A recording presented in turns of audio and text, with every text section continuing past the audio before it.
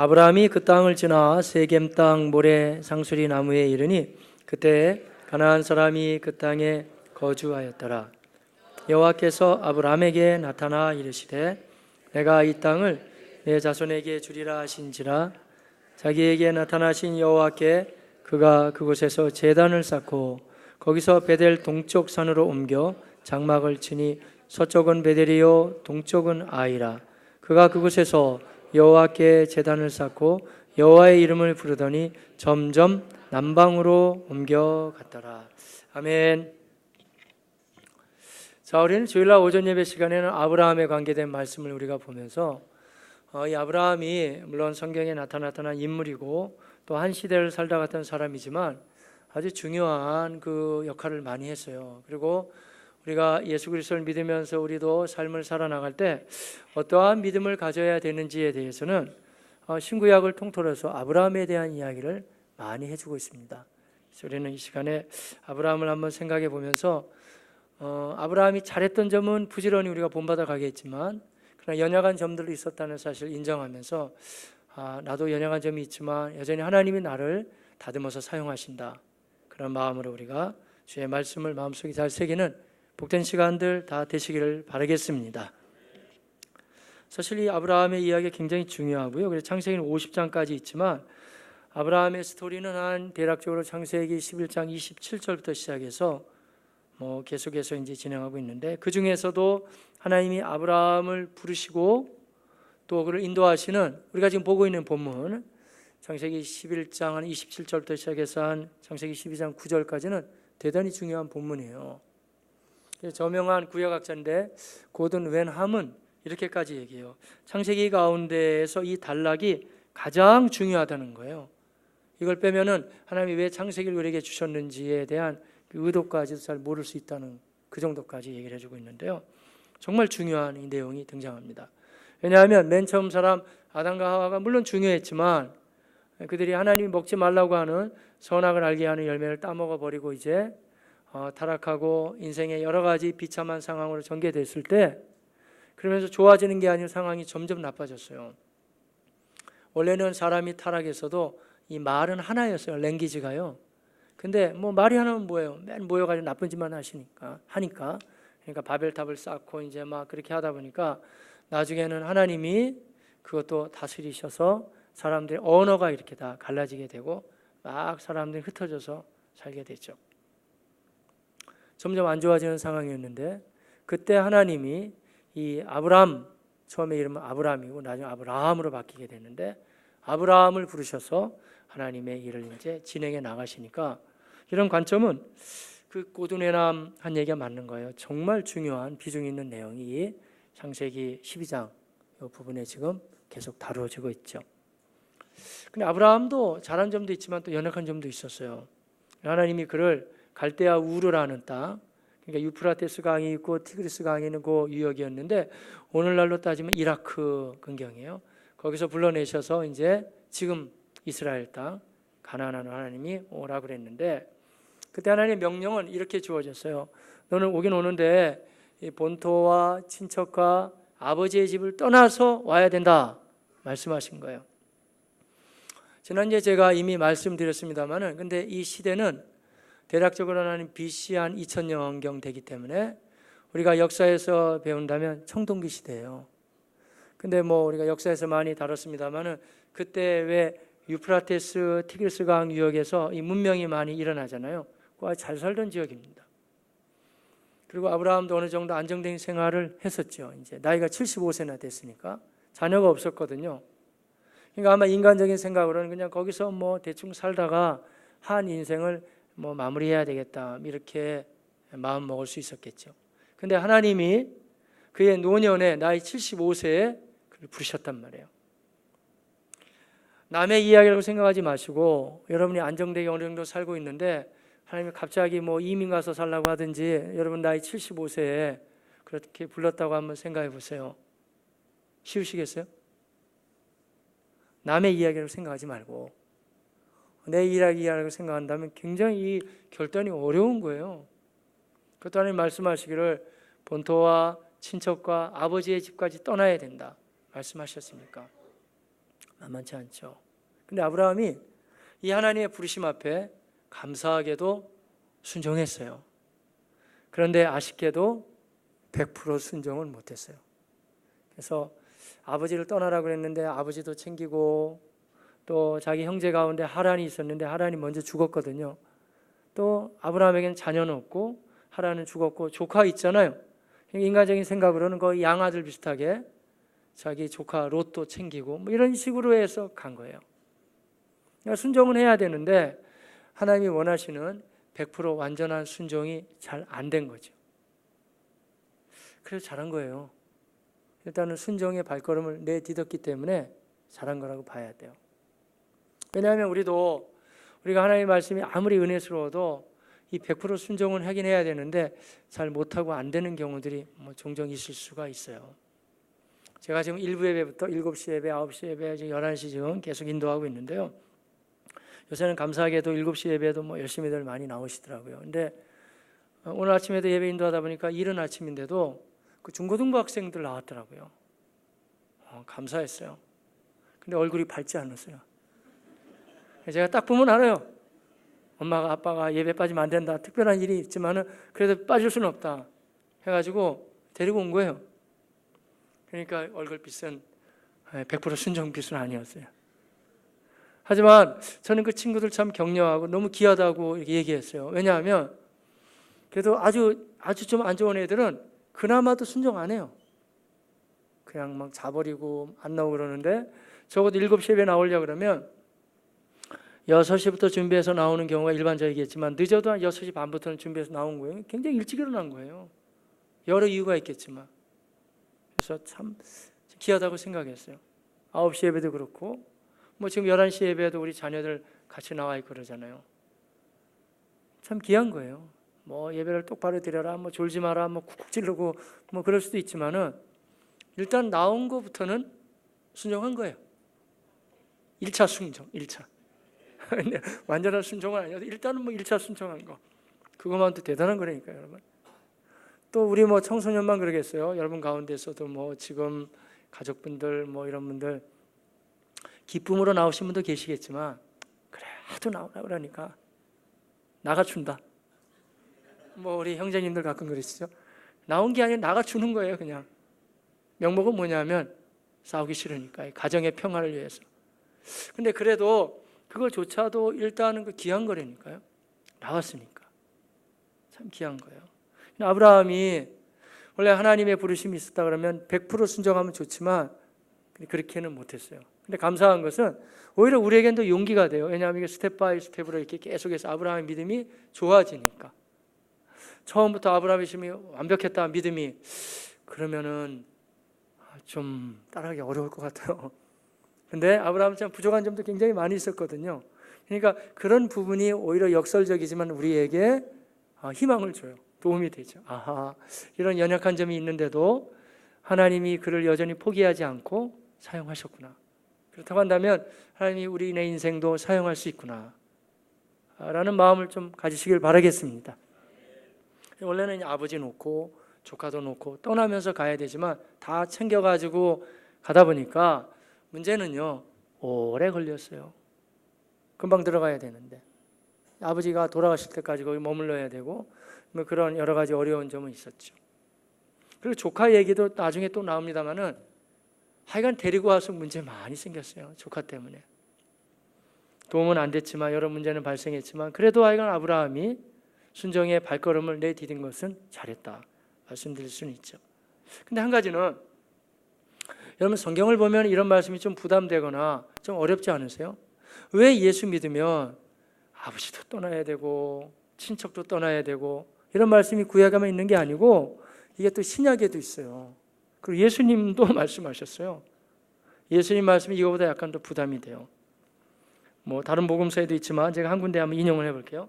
마가복음 10장 29절로 31절에 가면 예수께서 이르시되 내가 진실로 너희에게 이르노니 나와 복음을 위하여 집도 떠나야 되네요. 집이나 형제나 자매나 어머니나 아버지나 심지어 자식이나 전토를 벌인 자는, 조건이 뭐냐면 주님을 제대로 따르려면 아버지도 버리고 어머니도 버리고 거긴 이해가 되지만 어쩌면은. 근데 자식까지 다 버리고. 여러분 할 수 있어요? 어려워요. 목사님 무슨 말이냐, 자식 때문에 이렇게 믿음 생활 내가 기도하고 그러는데, 제가요 졸리고 피곤해 자식 때문에 내가 새벽 기도하는데 자식을 버리라니 이게 뭐 말이나 됩니까? 그런 얘기 어디 있어요? 이때니까요. 성경에 다 버리고 오라고 주님이 말씀하시죠. 우리가 성경을 대할 때는 이렇게 성경을 대하는 거예요. 성경은 이렇게 우리에게 일반적인 책 비슷하게 제본되어서 우리 가운데 주어져 있지만 참 신비한 책입니다. 놀라운 거예요. 왜냐하면 하나님이 하실 말씀이 부족하고 하실 능력이 없으셔서 책으로 묶어가지고 우리에게 주시겠어요? 이 책 아니면 말할 수 없으신가요? 하실 수 있어요. 그러나 인간의 마음은 오락가락하고 우리의 환경은 수시로 바뀌기 때문에 가장 안전한 하나님의 뜻이 전달되는 방법은 책이에요. 성경이기 때문에 우리에게 기록된 말씀이 있으면 내 마음이 아무리 흔들거려도 여기 기록되어 있기 때문에 그래, 나 이렇게 살 거야. 오히려 더 유익한 거예요. 말씀이 우리에게 주어졌단 말이에요.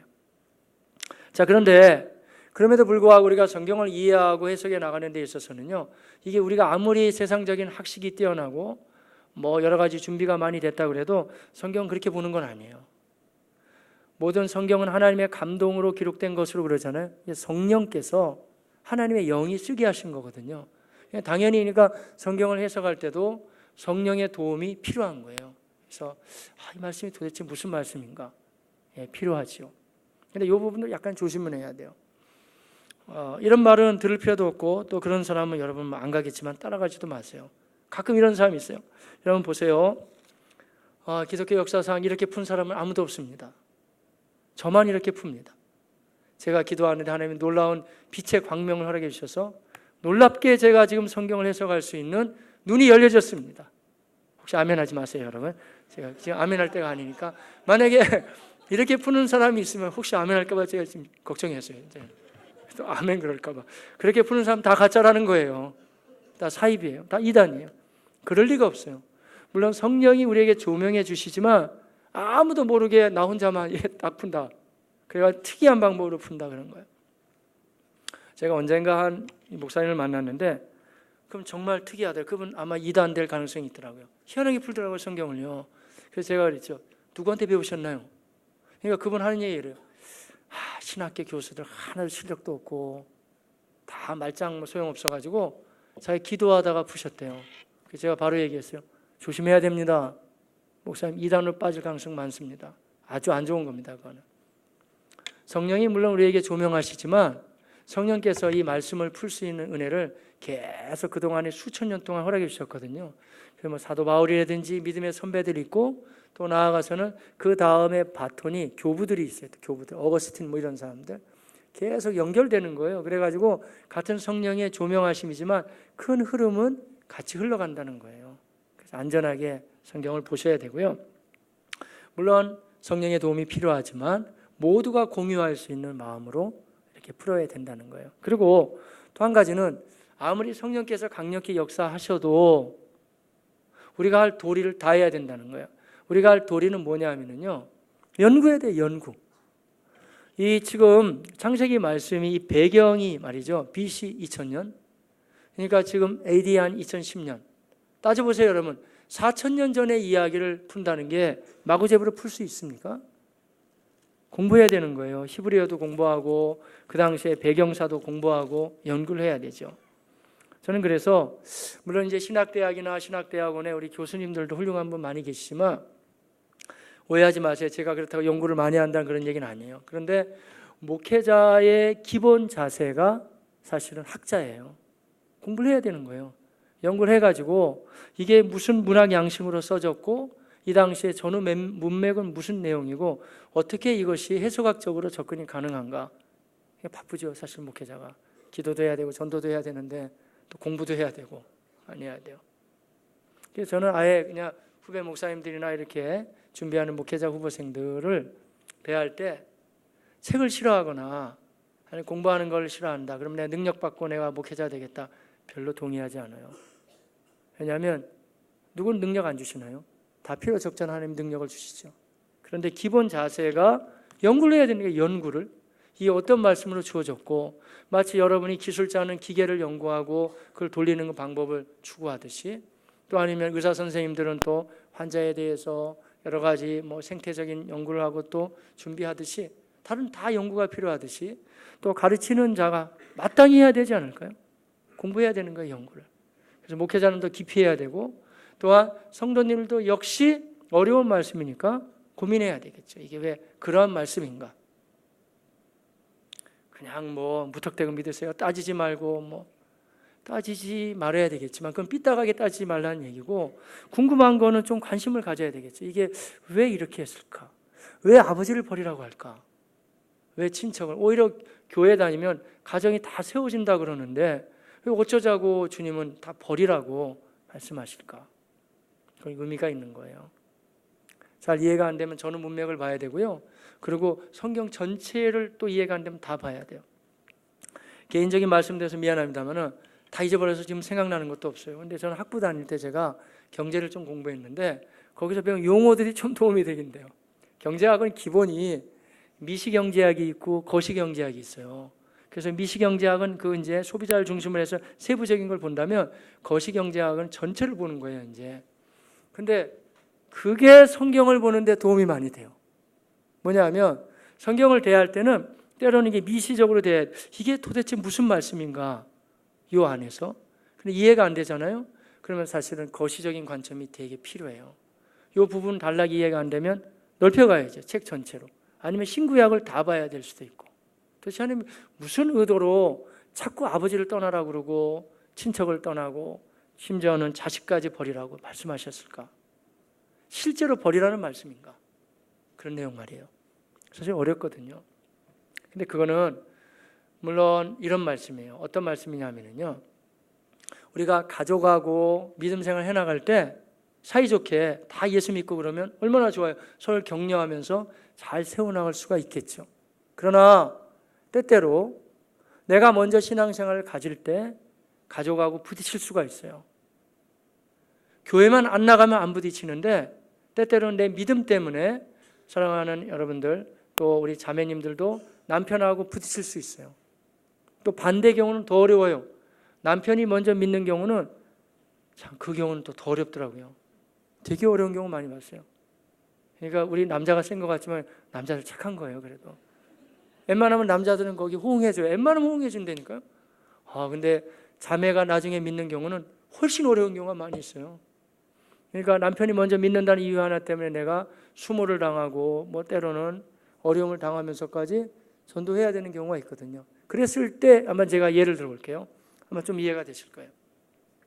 얼마 전에 우리 C채널의 그 사장님, 장로님이 오셔가지고 귀한 간증을 해주셨는데, 그분이 경상도 분이거든요. 부산 분이신데, 이 여러분 영적인 흐름을 보면 경상도 지역이 복음화율이 굉장히 낮아요. 거기 큰 절들도 많이 있고, 그리고 그 가운데서 여러분 막 제사 이런 거 지낼 때 혼자 예수 믿고 제사 안 하고 한다는 게 대단히 어렵습니다. 문화 자체가 아주 또 강할 수도 있고. 근데 그 장로님이 그런 얘기 하더라고요. 자기가 먼저 예수 믿은 지 얼마 안 되는데 이제 확신이 생긴 거예요. 근데 종가가 다 모인 거예요. 이제 집안이 다 모였는데 다 제사상 앞에 절을 할 거 아니에요. 절을 하는데 이분 믿은 지도 얼마 안 되는데 딱 서 있었단 말이에요. 우리는 예수 믿기 때문에 절 못합니다.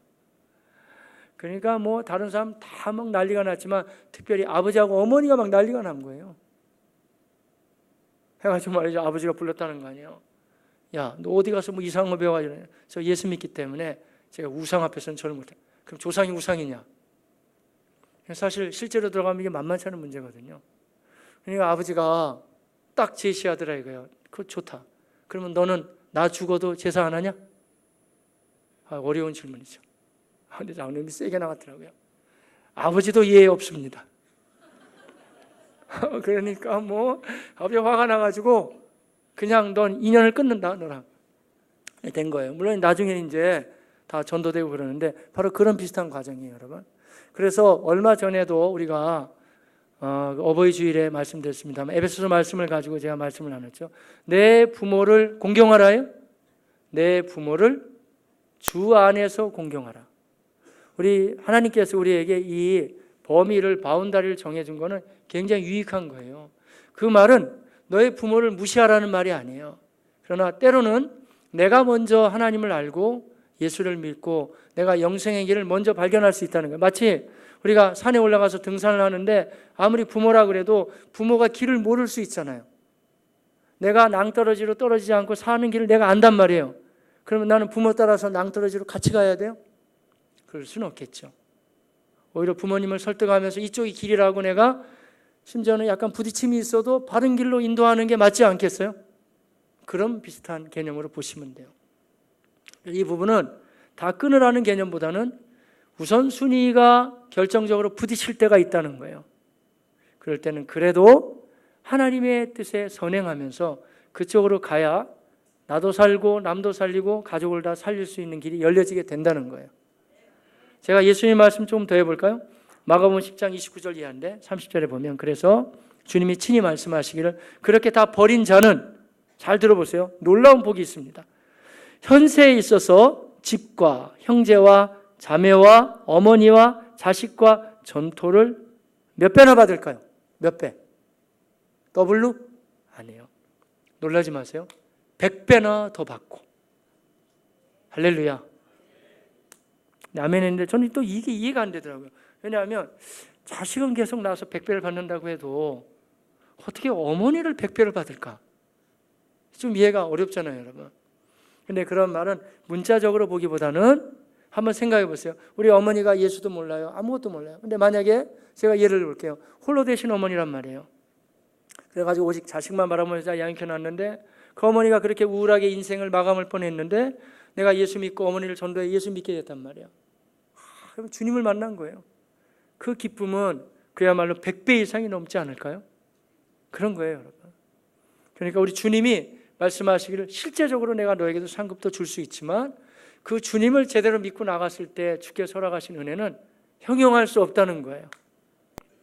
그러니까 말하자면 하나님 우리를 부르고 헌신시킬 때는 그걸 우리를 힘들게 하기 위해서 부르시는 건 아니고 바른 길이기 때문에 100% 순종하면서 가는 게 맞는 거죠, 원래는. 하지만 인간적으로 생각해 보면 아브라함은 그것을 다 포기하지는 처음에 못했던 것 같아요. 그래서 어느 정도 맞추면서 했지만 그래도 결국에는 이제 마침내 가나안 땅에 들어왔더라. 이 얘기까지 지난주에 말씀드렸잖아요. 그래도 좀 어설픈 순종이지만 순종을 해서 들어오긴 들어왔다는 거예요. 그런 얘기죠. 여러분도 마찬가지예요. 근데 이 언약 백성들에게 이제 오늘 얘기인데 꼭 나타내야 될 두 가지의 특징이 있는데 그 특징을 나타낼 때도 우리가 처음부터 완벽하게 나타내면 좋은데 이게 어설프게 나타나는 경우가 있어요. 여러분, 하나님의 백성이 세상 속에 우리가 살고 있어도 세상과 아주 두드러지게 나는 차이점이 뭔지 아세요? 반드시 그 차이점은 나게 되어져 있어요. 성경이 또 말씀해주고 있고 그 뭐냐 하면요, 사실 예배예요. 예배. 하나님의 백성들은 누가 뭐라 그래도 예배에 거의 목숨을 걸어요. 그래서 여러분이 지금 여러 분주한 일, 바쁜 일 있겠지만 이 주일 예배 참석하신 거, 이게 하나의 언약 백성의 하나의 표징입니다. 하나님의 사람들은 주일 예배를 아주 소중히 여깁니다. 누가 뭐라 그래도 우리는 이 예배를 어길 수가 없어요. 이게 하나의 백성의 특징이에요. 난 예배를 꼭 지킨다. 다른 예배도 그렇지만 이 주일 예배 정말 소중히 여기시길 바라겠습니다. 주일 예배를 우리가 지키는데 주 5일째도 있고 뭐 중간에 연휴도 껴있고 그러면 여러분이 다른 지역에 갈 수도 있고 그러겠죠. 제가 이번 주에 지난주에 제자훈련 하다가 저한테는 참 신선한 하나의 기쁨이었어요. 나누다 보니까 한 가정에서 이제 그 형제가 자기 아들하고 오래간만에 이제 서로 격려하면서 이 전국 여행을 떠났나요? 일주일 정도 떠나더라고요. 그래가 다 끝났어요. 제가 인사했어요, 형제한테. 근데 이 주일이 껴 있더라고요. 그래서 여행을 잘 다녀오세요. 어떻게 주일은 그러면 거기 가셔서라도 꼭 예배를 드리셔야 됩니다. 제가 말씀을 드리려고 하니까 형제가 그러는 거예요. 아니에요, 목사님. 주일은 제가 코스를 이렇게 잡아가지고 천안에 와서 예배를 드리고 그 나머지 여행을 할 예정입니다. 아멘 하세요, 여러분. 저한테는 정말 신선했어요. 왜냐하면 제가 마음이 약해가지고 여러분들이 뭐 여름휴가도 그렇고 뭐 목사님 제가 주일 끼고 우리 가족끼리 이렇게 좀 내려갔다 올게요. 그러면 제가 뭐라고 할 것 같아요? 못 갑니다. 주일은 오십시오. 라고 저는 못해요. 그게 제가 이 약점이에요. 그래서 주로 잘 다녀오시고요. 가까운 교회 꼭 나가셔야 돼요. 뭐 이쯤까지는 얘기를 많이 하는데 그거 바른 권면은 아니에요. 근데 형제를 보니까 제가 너무 용기가 생겼어요. 이제는 이제 저한테 물어오시면 제가 못 갑니다. 아니면 오시든지 뭐 얘기하겠죠. 근데 이게 왜 중요하냐면 유럽 교회 있잖아요. 유럽 교회가 무너지게 될 때 사실은 유럽 교회가 지금 다 무너졌거든요. 이슬람 막 들어오고. 근데 주일 성수 때문에 무너졌어요. 주일 성수가 어떻게 무너졌냐면 지금 한국 교회 양상하고 비슷하게 무너졌어요. 주일을 끼고 꼭 어딜 가는 거예요. 그러면 당시에 목사님들도 다 가서 예배를 드리라고 했는데 잘 아시다시피 휴양지 가면 예배 드리기 어려워요. 거의 못 드려요. 그러면서 하루 빠지고 이틀 빠지고 교회가 무너져 나간 거예요. 그래서 제가 이번에 우리 그 형제님을 보면서 용기가 생기더라고요. 제가 담력을 얻었어요. 여러분들한테 주일날 오세요. 주일날은 오늘 여기 와가지고 예배를 드리고 가는 게 맞을 것 같아요. 그래야 예배가 예배될 수 있어요. 안 그러면 우리 교회만 뭐 예배당이다 그게 아니고 정말 믿음이 좋으셔가지고 가서 예배 드리면 좋고, 그러면 이제 그게 너무 가혹하다 그러면 제가 그 교회 주보를 가지고 오라고 그래야 될 것 같아요. 정이나 그러면 서로 간에 안전하잖아요. 그러니까 또 주보를 또 거기 또 더 머리를 쓰셔가지고 또 뛰는 놈에 나눈 놈이 있고 나눈 놈에 거기 붙어가는 놈이 있다고 예배도 안 드리면서 지나가면서 한 장 또 빼가지고 올 수도 있겠죠. 근데 그렇게 비양심적으로 하지 말고 그러니까 신사적으로 한번 하자고요. 그러니까 그걸 꼭 가지고 오시든지 뭐 그러면 가능하겠지만 그러니까 뭐 이야기는 발전했는데 예배를 소중히 여기시길 바랍니다. 그래서 교회 예배를 이 주일날만 제가 뵙는 분 계세요. 자꾸 드리다 보니까 이 몇 분 보이시는데 우리 주중에도 좀 봅시다. 주중에 만나셔야 돼요. 왜냐하면 새벽에도 계속 뵙는 분이 계거든요. 참 얼마나 예배에 대한 사모함이 있으시길 바랍니다. 공예배도 소중히 여기고 그리고 가정에서도 예배를 드리세요. 가정 예배. 그러니까 하여간 그리스도인들의 삶에서 나타나야 되는 현상은 예배인데 그런 모습이 정말 귀하죠. 근데 이게 아브라함의 모습에 있다는 거예요. 지금 이제 보실 거예요. 예배의 모습이 있고 또 다른 한 가지는 그리스도인들의 모습 가운데 하나가 뭐냐면요. 저 사람이 믿음이 있다 없다를 판가름하는 척도가 여러분 뭐예요? 성경은 뭐라고 말할까요? 그거는요, 의외로 여러분 생각과는 다르게 돈으로 판단해요. 돈에 대해서. 내가 돈에 너무 집착하느냐, 아니면은 내가 돈에 대해서 좀 자유할 수 있느냐. 그게 믿음의 척도예요. 제가 지난주에 여러분 듣기에 어떨지 모르지만 저는 헌금 설교를 거의 안 한다니까요. 거의 못 들어보셨잖아요. 그리고 예배당을 치면서도 건축헌금 안 시키는 교회가 어디 있어요? 우리 교회밖에 없는 것 같아요. 안 시켜요. 우리는 그건 각자 알아서 하는 거고. 그런데 제가 도와드릴 수 있는 거는 적어도 내가 하나님의 사람이고 그리스도인이 됐다 그러면 내가 그리스도인다운 면모는 갖추고 살아가야 된다는 거예요. 그 중에 하나가 예배예요. 오늘 본문 표현대로 하면 제단. 그리고 아브라함은 꽤 부자로 살았지만 돌로 진 집에서 살지 않았어요. 물론 아브라함이 유목민이었어요. 이삭도 그러고 야곱도 그러고 돌아다녔어요. 그러나 나중에 이 말씀 이따 보겠습니다만 히브리서는 그 장막에 산 사건을 그렇게 기록해 주지 않아요. 의도적으로 자기는 부자였지만 어느 정도 위치까지를 놓으면서 사는 거예요. 그냥 내가 돈이 있다고 막 사는 게 아니고 난 이 정도만 살면 된다는 거예요. 나머지는 내가 드릴 건 드리고 나눌 건 나누고 살아가는, 뭔가 세상의 가치를 다르게 살아가는 거예요. 하나님의 사람. 그 가장 기본이 뭔지 아세요? 그게 11조입니다, 여러분. 그래서 11조를 하고 안 하고는 여러분이 알아서 할 부분이지만 원래는 해야 되는 거예요. 정이나 어려우면 내가 믿음이 그만큼 못한단 말이에요. 그럼 지난주에 제가 그 첫 번째 스텝에 대해서도 말씀드렸어요. 생활의 11조라도. 돈 내라는 설교 절대 아니에요. 저는 제가 계속 선교지에서 아무 돈도 없을 때 개척해보고 이 천안도 그렇게 해봐서 알아요. 돈은 하나님이 다 가지고 계세요. 제가 헌금 강요해서 한 적이 없다니까요. 그걸 말하는 개념이 아니에요. 그런 개념이 아니라 내가 하나님의 언약 백성이라 그러면 뭔가는 세상과는 좀 다르게 살아가는 표징이 있다는 거예요. 그것이 오늘 표현대로 한다면 중요하니까 같이 한번 해보실까요? 제단과 장막. 한 번 더 해볼까요? 제단과 장막. 제단은 구약의 표현인데 구약은 이런 식으로 예배를 안 드렸어요. 짐승을 잡아서 제단에 태워서 바치잖아요. 그러니까 제단은 구약에서 예배를 말하는 거예요. 아브라함은 비록 이 사람이 여러 가지로 연약한 점이 있는 듯 보였지만 그래도 굉장히 뛰어난 점은 항상 제단이 있었어요. 그리고 아브라함은 그의 생활을 장막에서 했어요. 물론 제가 지금 얘기했지만은 이 사람들 유목민이에요. 계속 이동을 많이 하기 때문에 돌로 지어놓은 집에서는 살 수가 없어요, 상황이. 하지만 성경은 그렇게 풀지 않는다니까요. 그 사람들이 장막에서 사는 것이 하나님의 나라를 바라봤기 때문이라고 풀어줘요. 결국에는 말하자면 내가 이 땅에서 먹고 살고 여기서 잘되고 출세하고 하는 게 전부인 양 그렇게 살지 않는다는 거예요. 적어도 그리스도인의 삶에 있어서는. 그렇다고 우리가 공부하지 말고 막 살라는 얘기가 아니에요. 우리 교회에서도 공부 잘하잖아요, 학생들. 그리고 여기 대단한 분들도 많이 계세요. 저보다 나은 분들이 많아요. 저도 알고 있어요. 그러나 그거 삶 자체가 우리가 전부가 아니라니까요. 사는 동안에 열심히 공부도 하고 내가 취득할 수 있는 건 다 취득해야 되겠지만 거기에 우리는 집착되어 있는 사람은 아니라는 거예요. 그게 하나의 하나님의 나라를 확장하고 내가 주님의 사람답게 살아가는데 남한테 빌려오고 꼬오고 그럴 필요는 없잖아요. 내가 당당하게 살아가는데 하나의 수단이 될 수는 있겠지만 그게 전부는 아니에요. 그건 세상 가치예요. 성경은 그렇게 말해주지 않아요. 그래서 아브라함 같은 경우에는 장막에 살았다는 것을 히브리서 기자는 그가 하나님의 나라를 바라보면서 살았다. 이렇게 표현해주고 있죠. 다른 말로 하자면 내가 나 혼자 먹고 살겠다고 그렇게 하는 것이 아니고 주님 앞에 드릴 거 드리고 또 나의 삶이 넘치면 나눌 거 나누고 가난하고 어려운 사람도 많이 있으니까 그러면서 살아갔다는 거예요. 영적인 의미로 해석하자면 성경 우리에게 그런 얘기를 잘 말씀해 주고 있죠. 자, 한번 같이 볼까요? 아브라함에게 나타났던 믿음의 사람다운 특징.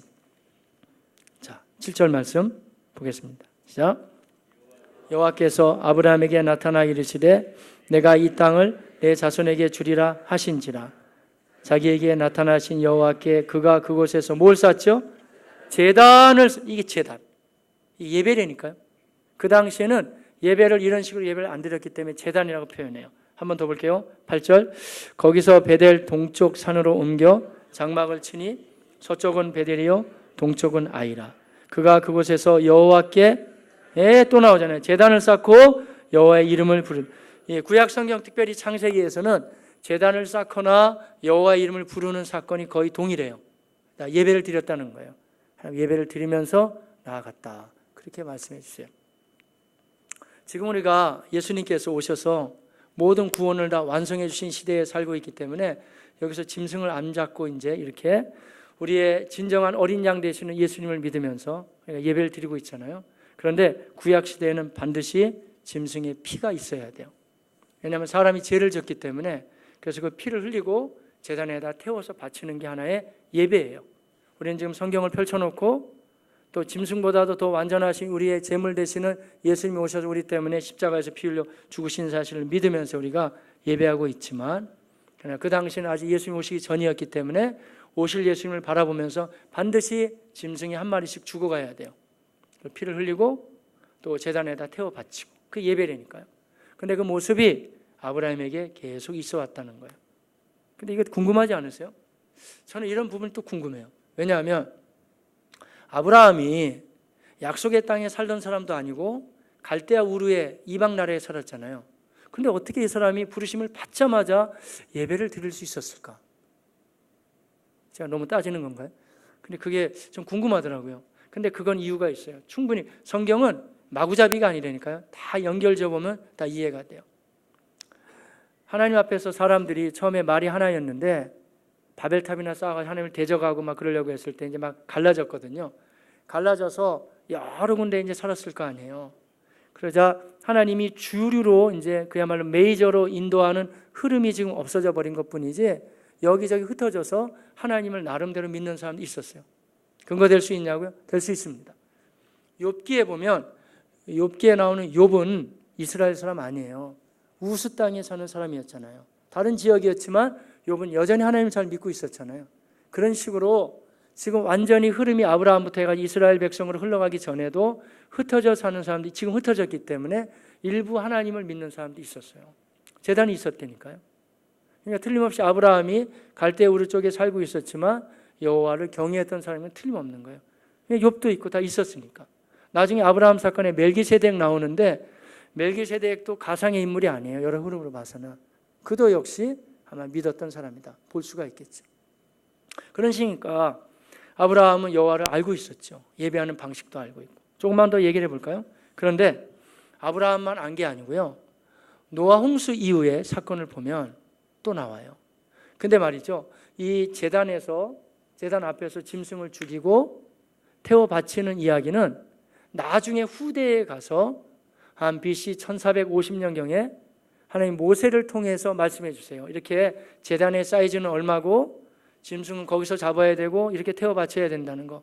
하지만 그 제단이 완전히 이제 정형화되기 전에도 구약 시대에 다 이미 제단에 대한 이야기가 있었다니까요. 한번 거슬러 올라가 봤으면 해요. 언제부터 그러면 제단을 쌓고 예배를 드렸는가? 노아 때도 보면 홍수 이후에 그냥 들으세요. 창세기 8장 20절 이하인데 노아가 여호와께 홍수가 끝나고 나서 사람 다 죽었잖아요. 8식구 이제 살아남게 되고 그때 여호와께 제단을 쌓고 모든 정결한 짐승과 모든 정결한 새 중에서 제물을 취하여 죽여서 말이죠. 번제로 제단에 드렸더니 여호와께서 향기를 받으셨다고 하셨어요. 있었잖아요. 아브라함 전에 노아 때도. 그런데 이 이야기는요. 계속 올라가게 되면은 가인과 아벨 때도 그 아담과 하와의 자녀였잖아요. 그때도 인간이 범죄하고 나서 살아간 양상은 똑같아요. 형이 시기 질투가 일어나가지고 자기 동생 아벨을 쳐서 죽이잖아요.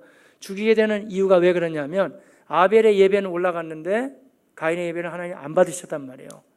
거기에 따른 성경 해석은 참 다양해요. 그래서 일반적인 중론이 그냥 아벨의 예배는 정성이 있어서 하나님 받으셨고 가인의 예배는 그렇지 않아서 안 받았다라고 많이 봐요. 하지만 구약학자들 다 그렇게 동의하는 건 아니에요. 왜 그러냐면 때로는 성경의 관점이 말이죠. 그 제물에 대한 관심이 많아요. 그래서 그 가인이 곡식으로 드리잖아요, 그냥. 그리고 아벨은 양의 첫 새끼로 드렸거든요. 그래서 하나님이 원하시는 예배를 드렸다라고 보는 견해도 있어요. 다 무시할 수 없어요. 우리가 생각해 볼 필요가 있죠. 왜냐하면 히브리서 11장 4절에도 보면 믿음으로 아벨은 가인보다 더 나은 제사를 하나님께 드림으로 의로운 자라 하시는 증거를 얻었으니 그 다음 말씀에 하나님이 그 예물에 대하여 증언하심이라. 그러니까 인간의 죄를 덮어주는 피 흘리는 예물 생각해 볼 수가 있어요. 한 번 더 올라가 볼까요? 아담과 하와가 범죄했잖아요. 그래가지고 자기네들이 벗었다는 게 부끄러움이 드러났거든요. 그때 이 사람들이 나뭇잎을 가지고 옷을 이렇게 대충 막았어요. 근데 이제 해가 나오고 그러니까 나뭇잎이 다 없어질 거 아니에요. 하나님이 불쌍히 여기시면서 아담과 하와에게 옷을 해서 입혀주셨어요. 혹시 무슨 옷인지 아세요? 성경은 자세히 기록해 주고 있는데 예, 맞아요. 창세기 3장 21절에 여호와 하나님이 아담과 그의 아내를 위하여 가죽옷을 지어 입히니라. 무슨 가죽옷이었을까요? 호피 가죽이었을까요? 호피 가죽? 아니에요. 갑자기 난데없이 호랑이가 뛰어나올 리가 없어요. 사자 가죽? 늑대 가죽? 어울리지 않아요. 우리가 성경은 이게 양 가죽이다 얘기 안 해줘도 성경은 매우 축약된 말씀이거든요. 함부로 상상할 수는 없지만 제가 아까 거시적인 관점 얘기했잖아요. 큰 흐름, 그게 구속사라고 그러는데 큰 흐름으로 보면 충분히 감은 잡을 수가 있어요. 어린 양이에요. 양의 가죽으로. 그 양은 나중에 우리 주 예수 그리스도를 표현합니다. 죄는 인간이 짓고 아무 죄 없는 짐승 한 마리가 죽었잖아요. 인간이 죄를 짓고 아무 죄 없는 예수님이 오셔서 우리 죄 때문에 죽어주시잖아요. 똑같이 연결돼요. 그냥 갖다 붙여놔도 그렇게 붙일 수가 없어요. 정확한 거예요. 하나님이 인류를 구원하기 위해서 한 마리 짐승을 잡으셨다는 거고 그 다음부터 사람들은 예배 드릴 때 항상 제단이 있었어요. 그러니까 제단은 예배를 말하는 거예요. 오늘날에는 더 이상 제단은 필요하지 않아요. 왜냐하면 예수님께서 온전한 제물이 되셔서 우리 때문에 십자가의 죽으심으로 우리가 하나님께 나아가는 진정한 예배의 길이 열렸음을 여러분 다 감사하시기를 바라겠습니다. 오늘날 제단은 바로 이 예배예요. 예배 시간. 예수님이 오셔서 말씀하셨는데요. 그 요한복음에 하면 4장에 그때 사마리아 성에서 한 여인을 만났어요. 그 여자는 남편이 5명 있었어요. 지금도 남편 또 한 명 있었는데 6명째 남편도 자기 남편 아니에요. 완전히 실패한 여인이에요. 그런저런 얘기를 주님께서 다 하신 다음에 오늘날 같으면 이렇게 얘기해야지. 너 내면 상처가 너무 심하구나. 내적 치유를 좀 받아야 되겠다 라고 하실 것 같죠? 성경은 그렇게 얘기 안 해요. 주님이 그 여인의 갈기갈기 찍힌 상처를 밝혀내신 다음에 바로 하신 말씀이 이 산에서도 말고 또 예루살렘에, 이 산은 그리심산이에요. 그쪽 산에. 여기도 말고 예루살렘도 말고 이제 진짜 하나님께 예배할 때가, 아버지께 예배할 때가 오나니 곧 이때라. 아버지께서는 이렇게 자기에게 예배하는 자들을 찾으시느니라. 하나님의 영이시니 예배하는 자는 영과 진리로 예배할지니라 말씀하셨어요. 그러니까 예배라는 게, 제단이라는 게 왜 놀라우냐면요, 왜 우리에게 가장 중요하냐면 예배는 우리를 위해서 드리는 건 아니에요. 예배는 하나님의 영광이 드러납니다. 하나님의 임재가 나타나고 하나님의 은혜의 역사가 나타나는 곳이 바로 예배의 현장입니다. 그런데 더 놀라운 것은 하나님께 예배로 우리가 영광을 돌리지만 하나님의 사람들은 또 예배를 통하여서 살아갈 힘과 능력을 공급받는 거예요. 왜냐하면 하나님을 경험하고 우리가 하나님의 은혜를 체험한 다음에 다시 예배를 드리면서 막 일어나는 거예요. 물론 잘해주고 계십니다만은 제가 요새는 다 못해가지고 좀 나누고 그러는데 계속 그 흐름을 이어가야 되겠죠. 저는 예배도 굉장히 귀한데 저한테는 항상 신선하고 새롭게 다가온 게 사실은 우리 주일날 저녁 예배예요. 제가 항상 여러분한테 미안하게 생각하는 게, 미안하게 생각만 하지 잘 되진 않아요. 제 설교가 길잖아요. 참 미안하게 생각합니다. 근데 줄일 수는 없어요. 왜냐하면 제 스타일이 그렇기 때문에. 그렇지 않으면 뭐 성경 중간에 끊어야 되니까. 그래가지고 주일날 같은 경우에는 저녁 예배 때는 어떤 때는 미안해요. 왜냐하면 그 피곤한 사람이 내일부터 또 월요일날 출근해야 되는데 그분들이 거의 9시나 돼야 예배가 끝나거든요. 또 미리 말씀드리면 또 안 나오실래요. 그러니까 9시쯤에 끝나는데 저는 그 항상 신선한 충격을 항상 받았어요. 예배 시간에 끝나고 돌아가잖아요. 성도들 얼굴이 얼마나 밝은지 몰라요. 그래서 예배라는 게 이렇게 기쁨이 되나? 이렇게 감사가, 그거는 목사가 주는 게 아니에요. 줄 수도 없고. 그건 하나님이 하시는 거예요. 우리 주님의 교회 예배 가운데 항상 하나님의 영광이 나타나기를 사모하십시다. 그리고 하나님을 배웠고 우리가 그 가운데 하나님의 능력으로 세상이 도저히 주지 못하는 그 예배의 영광으로 다시 일어나는 거예요. 그러니까 아브라함에게 나타났던 제단의 특징이, 여러분의 삶에서도 우리가 다 살아가는 양상은 다양하지만 항상 예배 중심의 삶이 되시기를 축복합니다. 하나만 더 말씀드려 볼까요? 서두에 잠깐 말씀드렸지만 다른 한 가지는 아브라함에게는 장막이 있었어요. 물론 이 사람들이 움직이는 이동생활을 했지만 그러나 성경은 그렇게 풀질 않는다니까요. 자, 그 이야기를 한번 또 볼까요? 같이 한번 보겠습니다.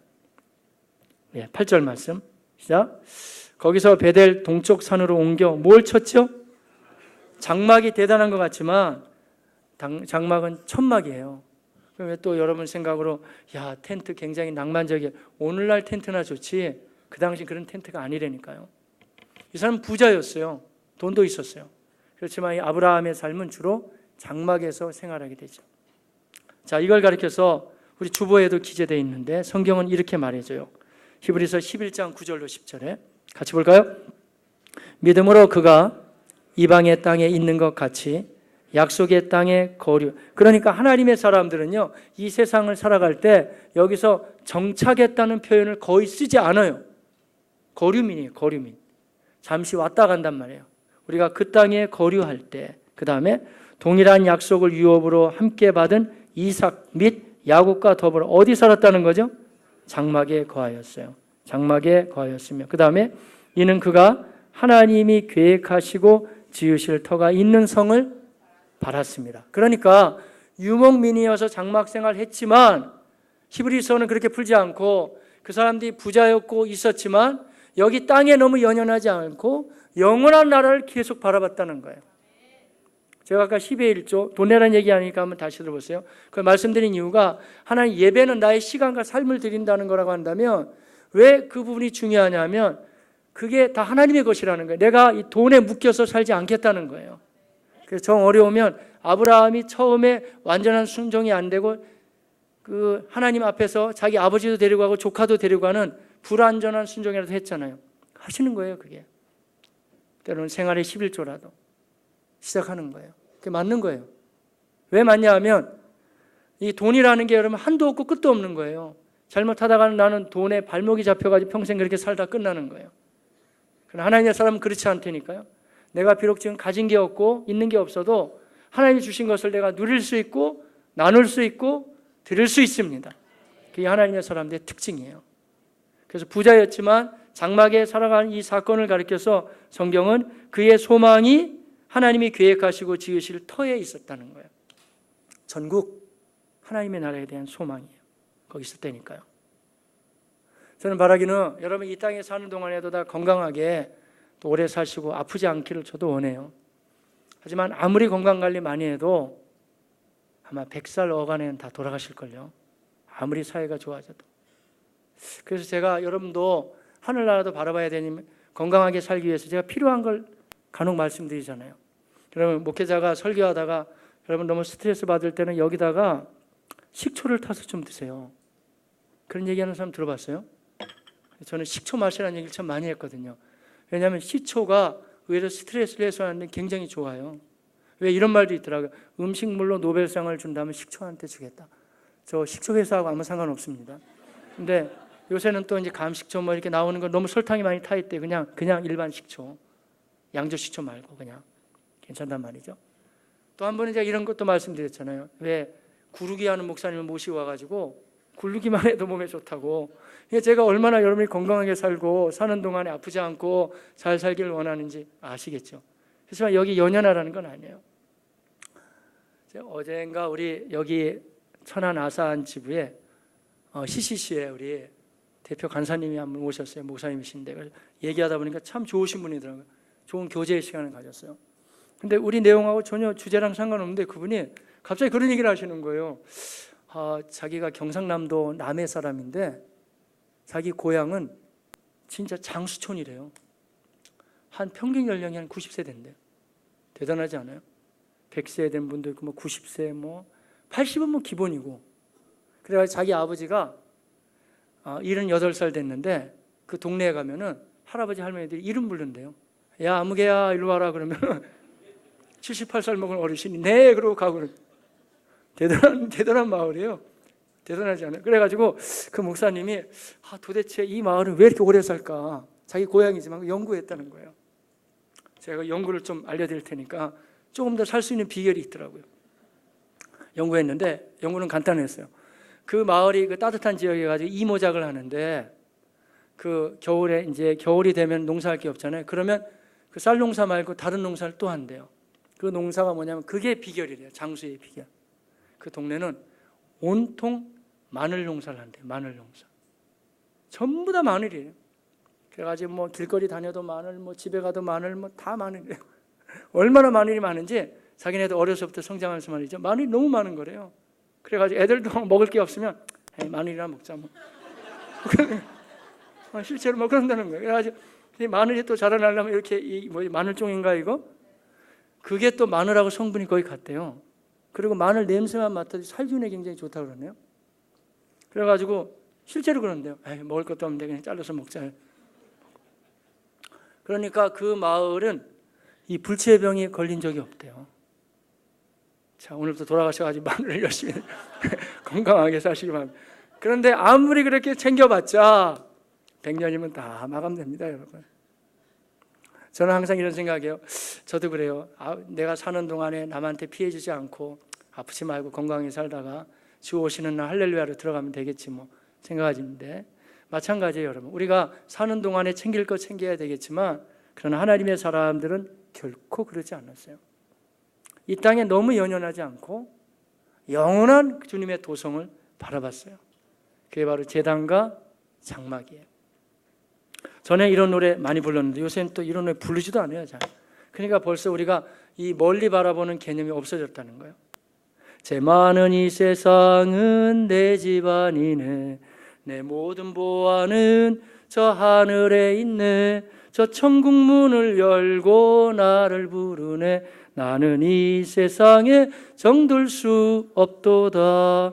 오 주님 같은 친구 없도다. 저 천국 없으면 난 어떻게 하나. 저 천국 문을 열고 나를 부르네. 나는 이 세상에 그 다음이 뭐예요? 정들 수 없도다 이건데 요새는 부르지도 않아요, 이런 노래를. 저는 거꾸로 들려요, 자꾸. 나는 이 세상에 정들 수 없도다 해야 되는데 나는 이 세상에 정을 뗄 수 없도다. 자꾸 그리스도의 삶이 너무 세속적이고 세상적이고 거꾸로 들려, 자꾸. 정을 뗄 수 없도다. 이게 뭐냐고요? 그러니까 그리스도인이 힘이 없어지는 거예요. 세상이 물을 거죠, 우리한테. 너하고 나하고 다른 게 뭔데? 똑같이 좋은 데 가려고 그러고 똑같이 좋은 거 먹으려고 그러고 똑같이 자녀 출세하려고 그러고 다른 게 뭔데? 똑같이 가는데 뭐가 다르는데? 다른 게 있다니까요. 원래는 우리는 제단의 사람입니다. 우리는 장막의 사람이고 예배의 사람이고 천국을 바라보는 사람들, 정말 사는 동안 좀 당당하게 살고 우리 하나님의 사람들께 살아가시기를 주의 이름으로 축복합니다. 기도하겠습니다.